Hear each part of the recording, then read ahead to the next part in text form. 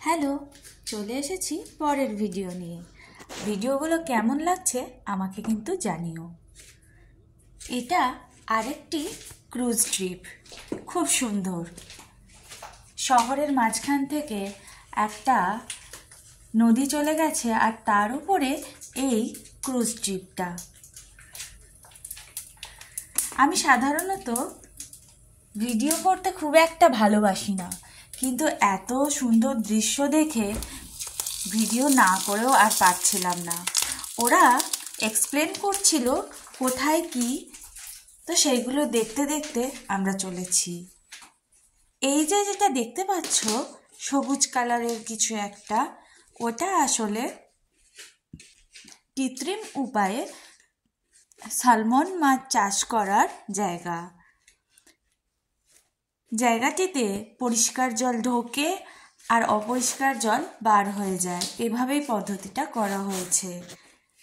সারা বছর যোগান দেওয়ার জন্য কৃত্রিম উপায়ে সালমন চাষ করা হয় এখানে, কারণ এখানের যে পরিবেশ সেটা সালমন চাষ করার জন্য খুবই উপকারী। এরপরে এই জায়গাটা আমি ভিডিও নিয়েছিলাম, কারণ এই 3টে বাড়ি দেখতে পাচ্ছ, এই 3টে বাড়ি নিয়েই আসলে একটা গ্রাম। খুবই মজার বিষয় না? আমরা তো ভাবতেই পারি না এই 3-4টে বাড়ি নিয়েই আসলে একটা গ্রাম। তো সেই জন্যে আমি ভিডিওটা করেছিলাম। এরপরে একটা সরু জায়গা দিয়ে জলস্রোতটা গিয়েছিল আর সেটা দিয়েই আমাদের ক্রুজটা এগিয়ে চলেছে। আসলে ক্যামেরায় ঠিক ধরা পড়ে না প্রকৃতির এত সুন্দর দৃশ্যটা, তাও যতটা ধরার চেষ্টা করেছি সেইটাই আমি ভিডিওতে দিলাম। এই পাহাড়ের একদম গা ঘেঁষে ঘেঁষে যাচ্ছিল ক্রুজটা, আর মাঝে মাঝে দেখতে পাচ্ছিলাম জলের ধারা ওপর থেকে নিচে পড়ছে।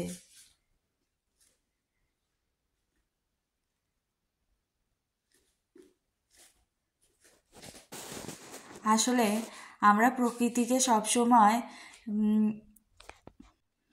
প্রকৃতির রূপকে সবসময় চোখেই আটকে রাখতে চাই, কিন্তু তা তো সম্ভব হয় না। তাই ক্যামেরার মাধ্যমে বন্দি করে রাখি, যাতে পরে এই দৃশ্যগুলো দেখে আমাদের ভালো লাগে বা আমাদের স্মৃতিটা সুন্দর হয়ে ওঠে।